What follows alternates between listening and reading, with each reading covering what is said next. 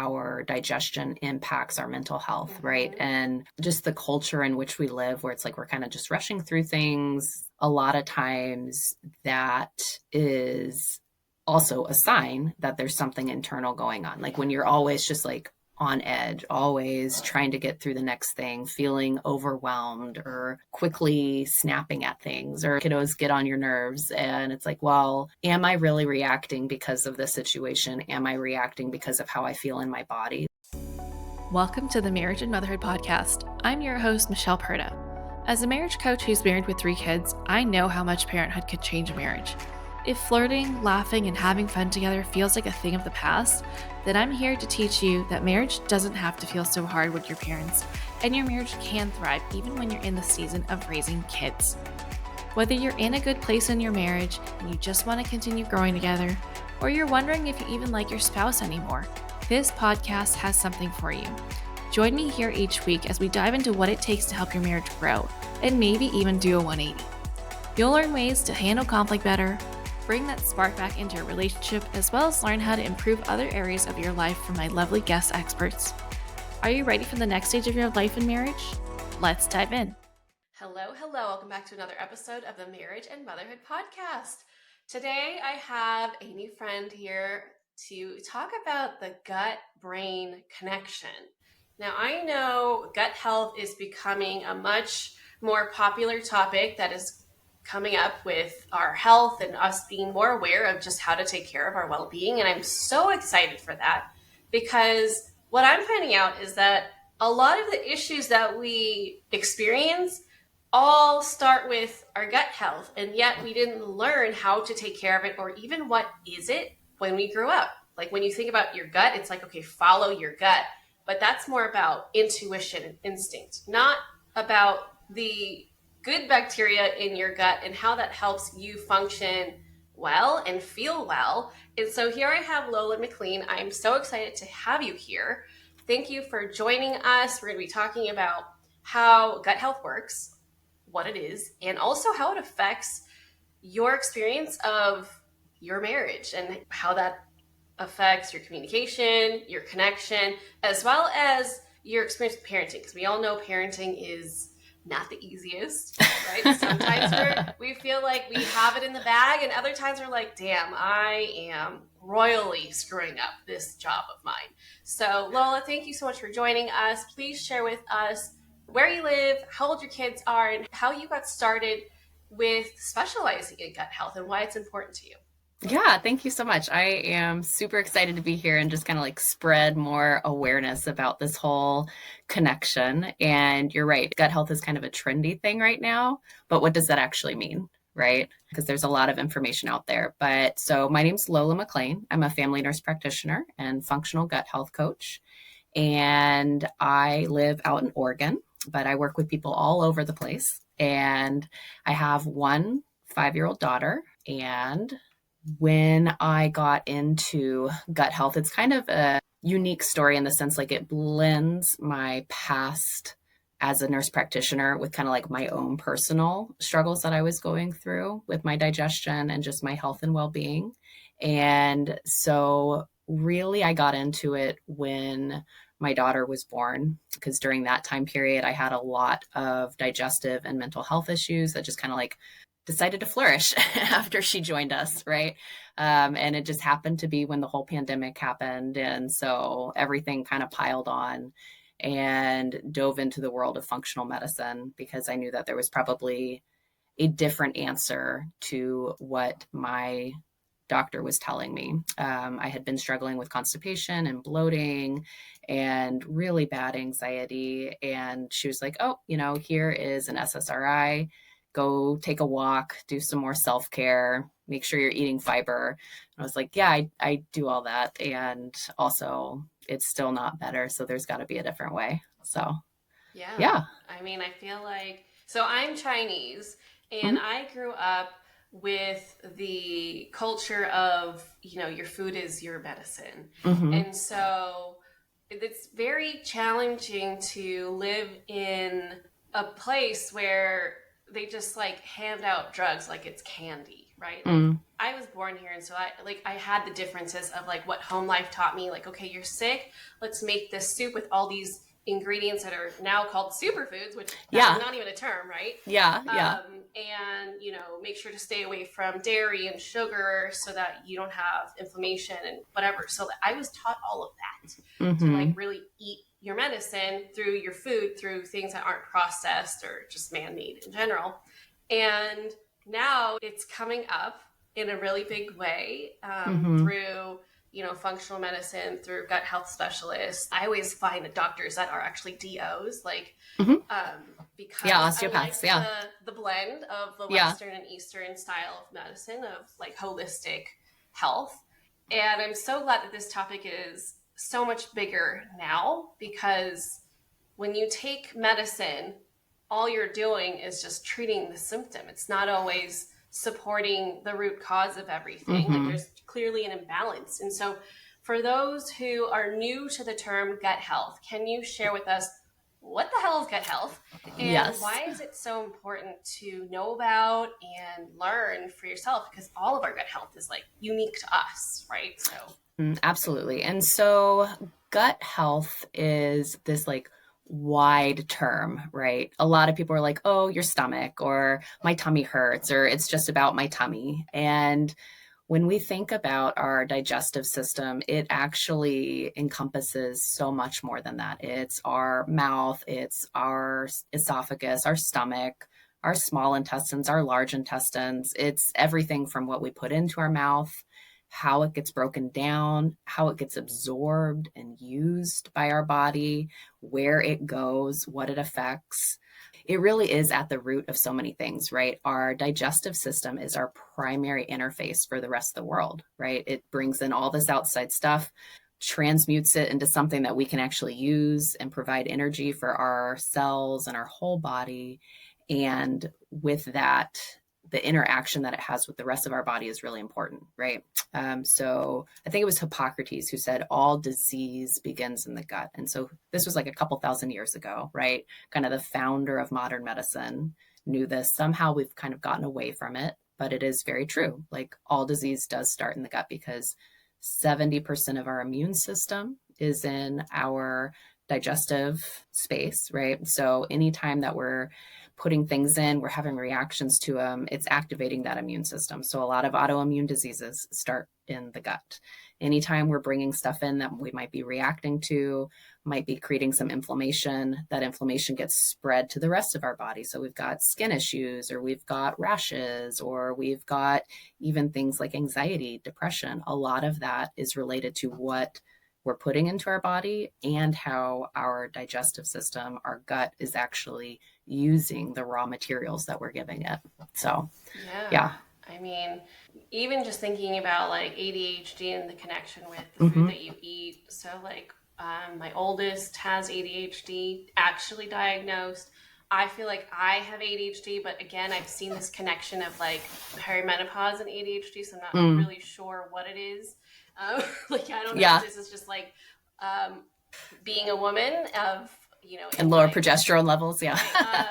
Or if I've always had it and I've just learned to mask it because I'm female, right? That is a thing.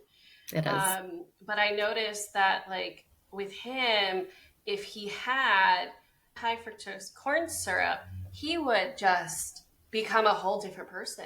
And when he had foods that had like red 40 or whatever the number is, the dyes, again, he would just like have such low impulse control and just be bonkers. And I'm like, what is happening here? And I grew up with eczema, which thankfully now, like, it only shows up when I'm like really stressed, or like during the winter time when my skin is just like really dry.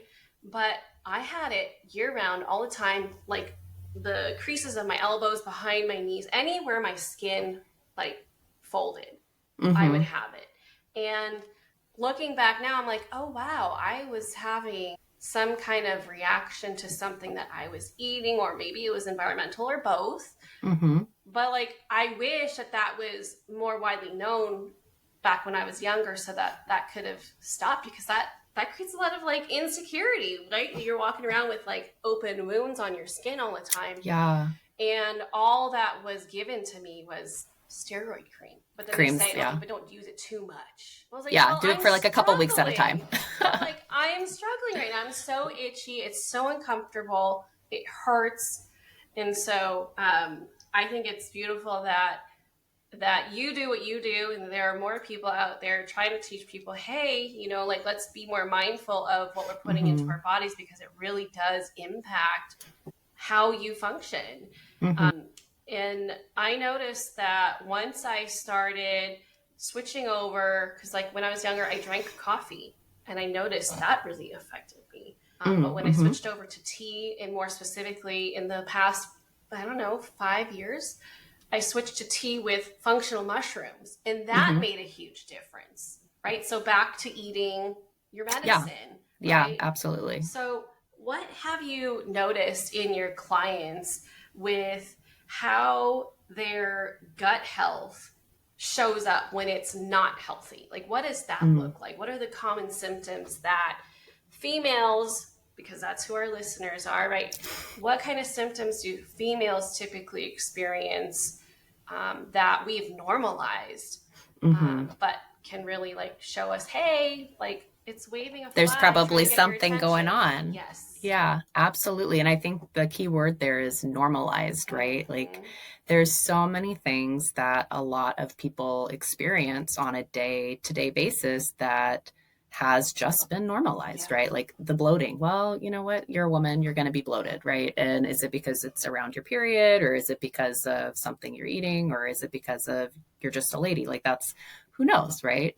But bloating is a big one. Constipation. So a lot of women that I work with, we start talking about bowel movements, which is also something that people really don't like to talk about, right? It's something that we've kind of put a lot of shame on. But when we're talking about bowel movements, the idea of having one every day is sometimes like a new thing for people, where they're like, oh, wait, you go poop every day? Like, yeah, every day. You should be going poop every day, right? Whereas it's very normal for a lot of women to go 2, 3, 4, 5 days. And also in the conventional world, they've been told that that's their normal, right? Like it's okay if you have a bowel movement every 3 to 5 days. That's your normal. That's not true. I'm so blown away by that. because that's wild to me. So then are they just like, is their appetite curbed because they're constipated? Like how much food can you keep piling on if you're not getting rid of any? Yeah, good question. Good question, right? And so is that part of the bloating that goes on? Possibly for some people. So bloating, constipation, but then other women will have these irregular bowel movements where it's like they have diarrhea every couple of days, or it's like they're running to the bathroom 4 or 5 times every day, right? And for some people, they've normalized that where they're like, oh, I just have a sensitive tummy, or I have a nervous tummy. Like there's something deeper. There's something deeper, right? And then there's also a lot of things that people don't think about as being digestive related, like joint pain or the skin rashes or acne or anxiety or some depression, or even things like the belching, the burping, gas, those kinds of things pop up for a lot of people, and they've just normalized it, right? Like even things like acid reflux. So, oh, well, if I eat these foods, I get a little bit of reflux. Okay, that's your body telling you something, right? Don't just pop a pill. We need to actually listen to that and learn what's going on. So that's so funny because my friends and I joked that you're getting older when you have a bottle of Tums on your face. I don't have that, but I thought that brought back that conversation to where it's like, oh, because people get so used to eating a certain way. But then as you get older and approach midlife, which is so wild for me to say, because I'm like, I am not midlife. I feel like I'm still in my 20s, but I am 40. So like I am midlife. Yeah. But as you approach that stage of your life, it's been so many decades of you not properly caring for your body, right? And we definitely take that for granted when we're younger, like getting to eat anything we want and not moving and still look the same. Well, like several years ago, all of a sudden it like boom, it hit Yeah. me, right? I was like, what? I just gained 15 pounds in a year. Like, what is happening? I didn't do anything different. Well, my body's like, screw you. Like, I can't keep doing this. Don't treat me this way. And now I've been trying to like be more mindful of what am I putting in my body? Like, okay, I hear you. You don't like fried foods. So like I try and eat that sparingly, because when I do eat it, then I've got to go to the bathroom and I've got like the sensitive stomach issues, you know. And like learning to chew my food has been a new thing. I've just always been someone who like inhales Rushes through. my food. Yeah. That's just, I don't know why I do that, but learning to like chew more, I've noticed, yes, I have less gas. Like I'm not burping as much. And also I'm eating less because I'm actually full, right? Like it's registering because it's not these huge chunks of food that take forever to digest. But yeah, it's been such a journey, just like registering, oh, sorry, I haven't listened to you this whole time, and now I am. And like it makes such a big difference, because like I don't feel like a food coma anymore, right? And so and the bloating, I feel like that has subsided a bit. Just around my period is when I start to feel more bloated, which I think is normal, but tell me if I'm wrong.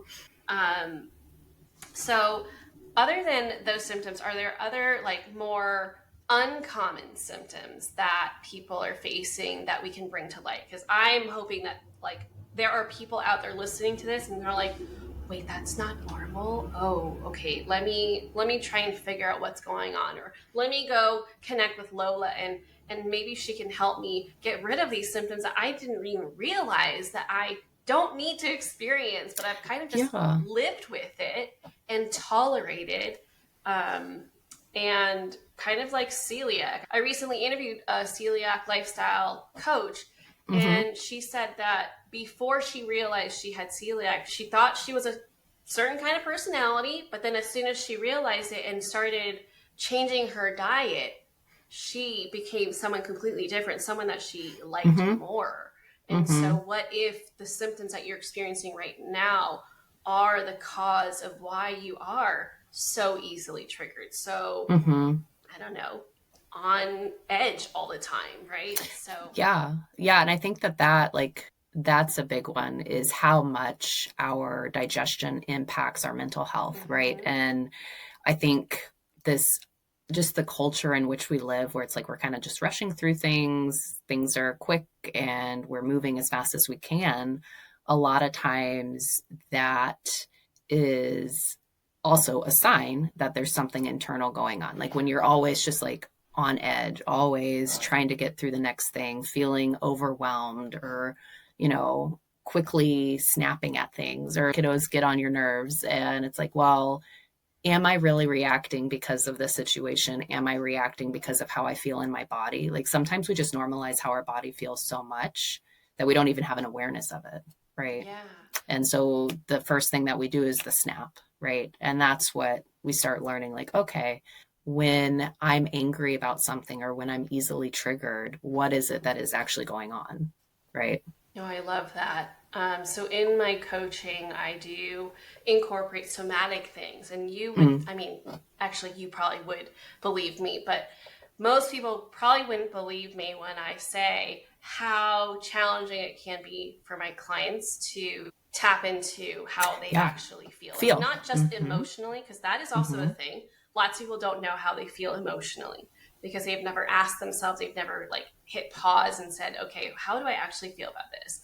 But beyond that is how they actually feel in their body, like the different sensations, right? From your neck feeling stiff to your belly feeling kind of like, you know, rumbly, or your jaw being tight. Like they are not aware of that until they get you start talking about it. Yeah. Like it becomes a thing. It's like, oh yeah, okay, this is the time that I'm going to do this. Like, oh wow. Then all of these things come out that they never even like spent time giving attention to. Just like, well, that's that. Moving on. Like someone needs something. I need to go do something. I have a client that I was working with recently, and so much of her digestive stuff was brought on by stress, right? But it wasn't until we actually started recognizing how stressed she was or how much pressure she felt she was under, or just kind of the stuff that was going on in her life, that she was able to make that connection, right? It was just like, I have diarrhea 5 times a day and everything I eat makes me feel nauseous and sick. And so I'm only eating chicken and broccoli, which doesn't make me feel all that good, but I've cut everything out because everything makes me run to the bathroom. And then, we start like going through stuff, and it's like, it's not the food, it's how you're eating, it's the situation in which you're eating, it's all of this other stuff. And if we can start to actually tap into, oh, wait, this might be a stressful moment for me. How do I feel in my body right now? What is actually going on? And how do I like course correct it? Oh, okay, now I don't have diarrhea anymore, right?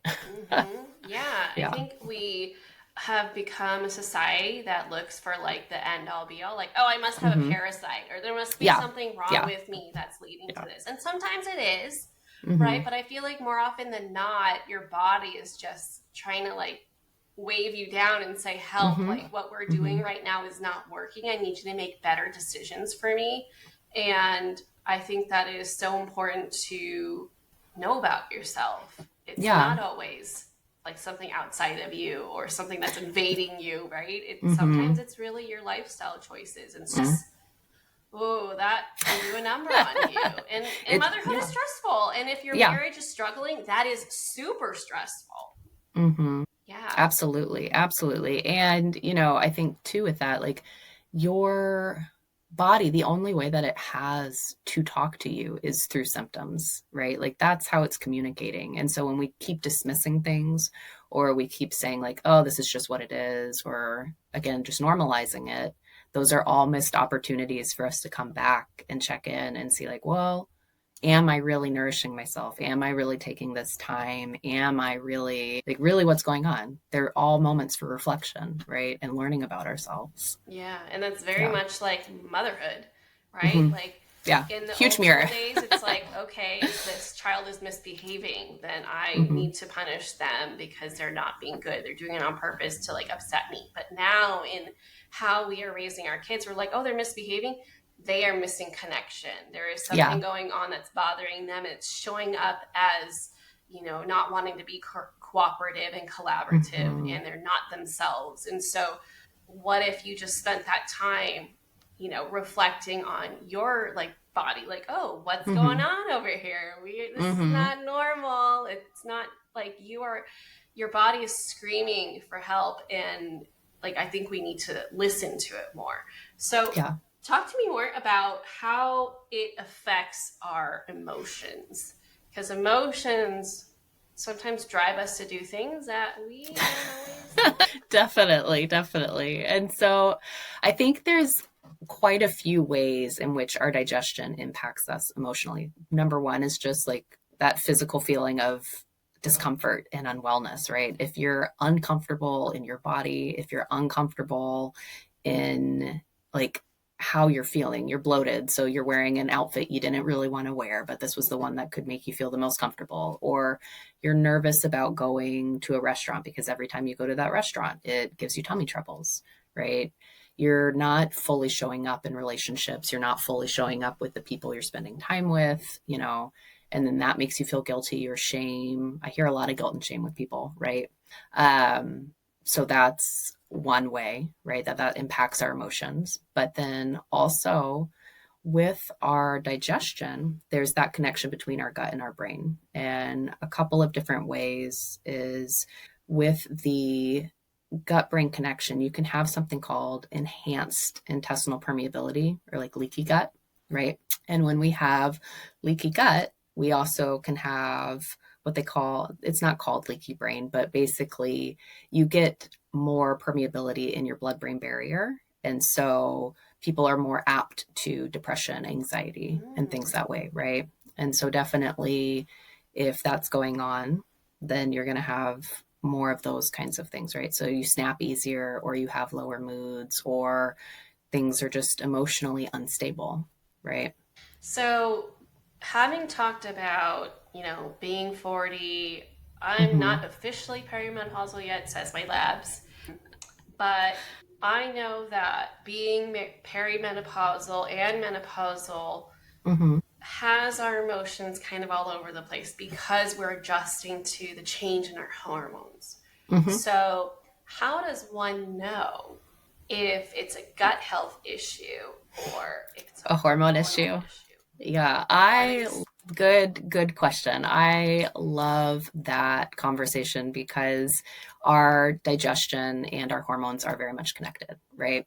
Kind of going back to the constipation side of things, right? When we are constipated, we're not eliminating toxins, we're not eliminating things like estrogen on a good regular basis. And so we can get a buildup of things like estrogen, and it can get recirculated in our body.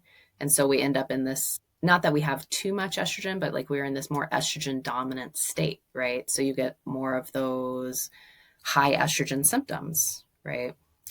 So for some people, it's things like breast tenderness or spotting or, just more fatigue, or some people get more emotional, those kinds of things, right? So like you're PMSing. Yeah, pretty much. Okay. Yeah. And it could be more because you're not pooping, right? And so if you've got a buildup of that, then that whole cycle just kind of falls apart, right?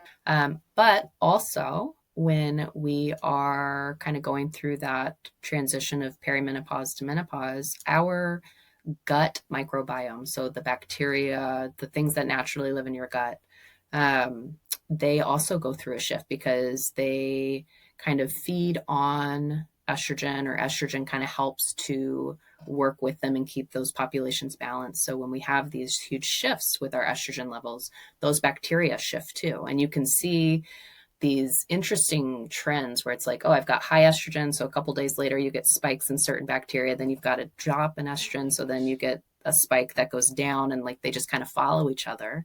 They've compared the microbiome of women before menopause and after menopause. And after that menopausal shift, it definitely looks more like a man's microbiome than it does a female microbiome, right? Which is super interesting because that's obvious, like that's changing too.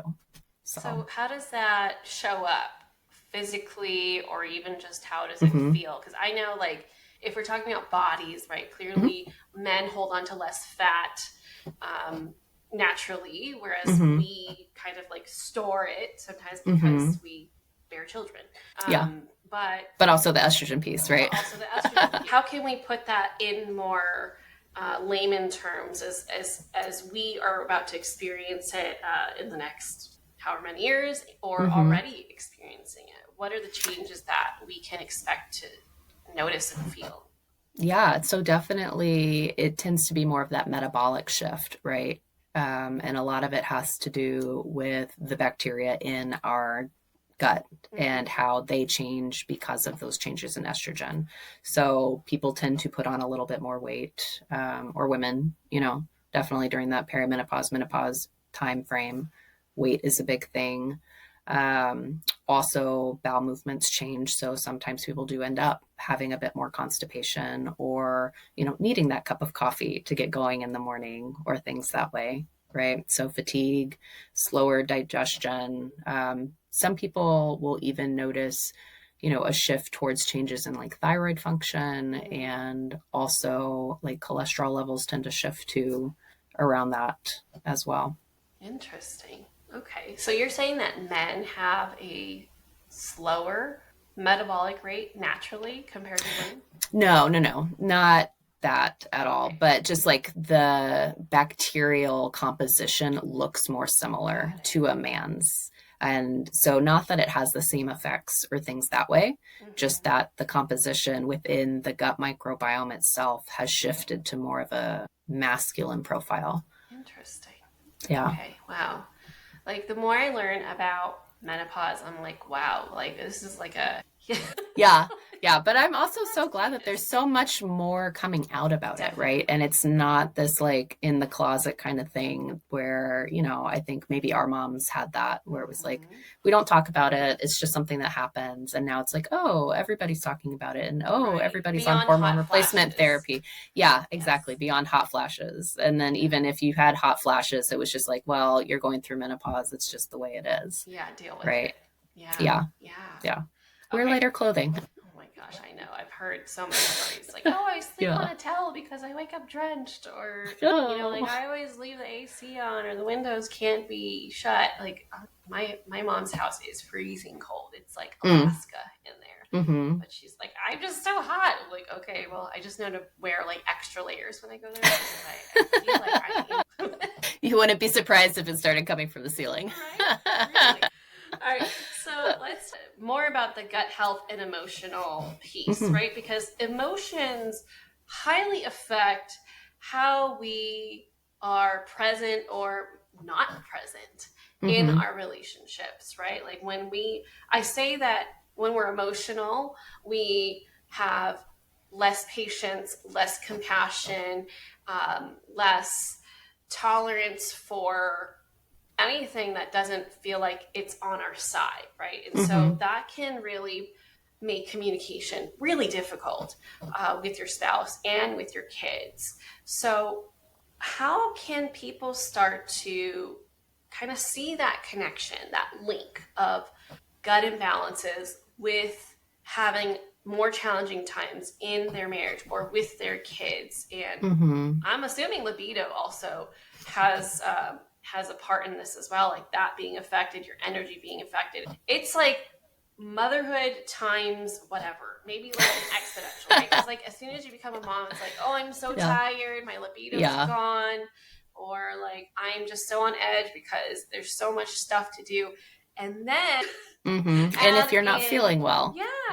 So how can we kind of bring some hope to people who are currently in this stage where they're like, oh, I thought it was just being a parent and this is just how it is. My mom was like this, my grandma was like this, and so I'm like this. So how can people start to feel more hopeful and start taking some initial steps to testing to see like, oh, like actually, yes, motherhood is tired, but I shouldn't be this tired, or I shouldn't be this cranky and irritable, or like it shouldn't be this hard.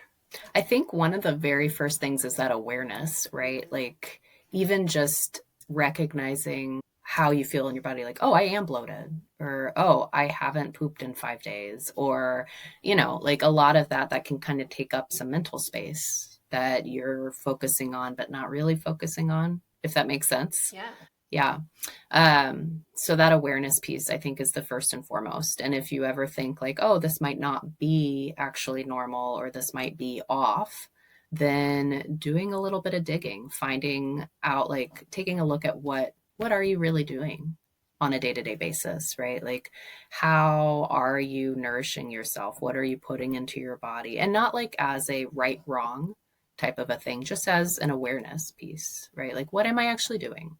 And then kind of finding patterns within that. So then you start looking like, oh, well, every time we go out for pizza, I seem to wake up really unhappy the next day, right? Or I feel like my back hurts. And then when my back hurts, I'm a little more snappy at my kids, or, I didn't sleep well. And so the morning is always rough and having to get people out the door into school, and we're rushing, and that just makes me an angry person. Well, what if I don't have pizza? How do I feel? Right? Kind of a thing. So just that awareness piece is a big one. And then if you start finding little places that you feel like you can change, just see what happens. Go ahead and change them. Right? Yeah. So it sounds like it's good to just kind of play scientist with yourself. Yeah. So a lot of times, we are all very unique. And I think that gets missed a lot, especially in the social media world, where it is just things like, oh, drink more water, eat more fiber, or take this supplement, or, I promise you, if you use this special powder, all of these problems will go away. Right.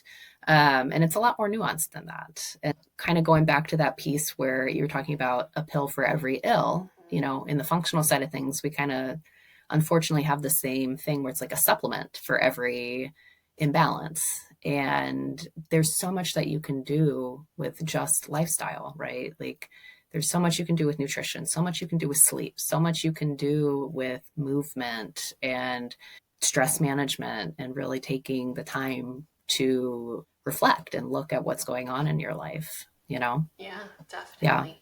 Yeah. Okay. So walk me through this. So As a gut health specialist, if someone were to work with you, what does that look like? How do you test for, what could be going on? What would someone expect to experience or need to do to have some answer? Yeah. So generally in the people that I work with, it's like these long-standing digestive issues, right? They were diagnosed with IBS when they were 17.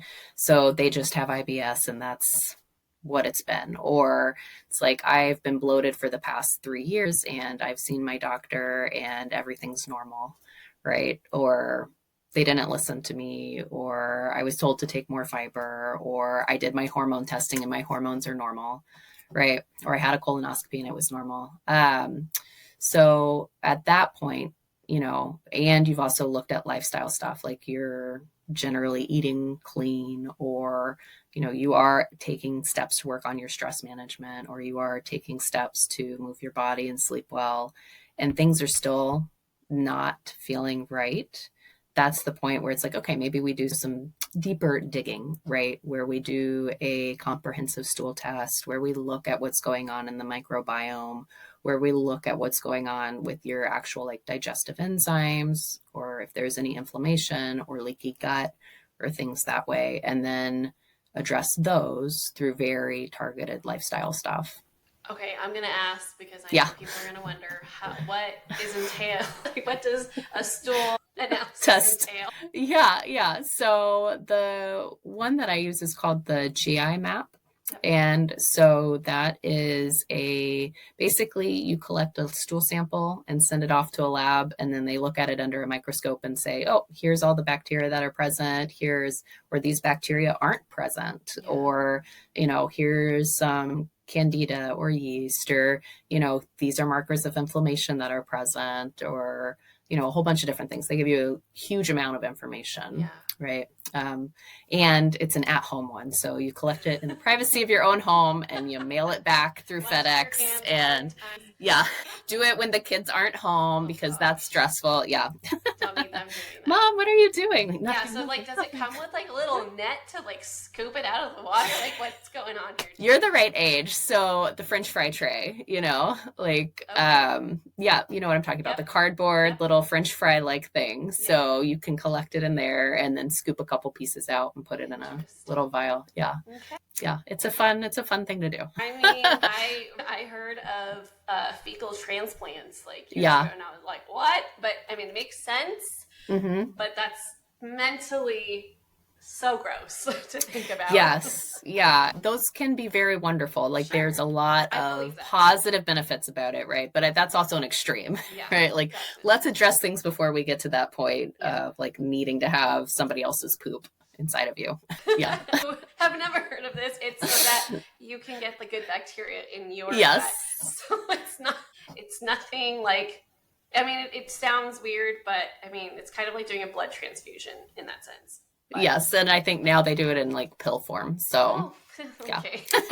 Just in case it's poop pills, but okay, so thank you so much for sharing all that you've shared today. Yeah. Can you please let us know, number one, how people can connect with you so they can learn more from you, and two, how you work with people so that if someone is struggling with the issues that you mentioned, like the incessant bloating or the discomfort that they wrote off and just accepted as their normal, how can they work with you, and what does working with you look like?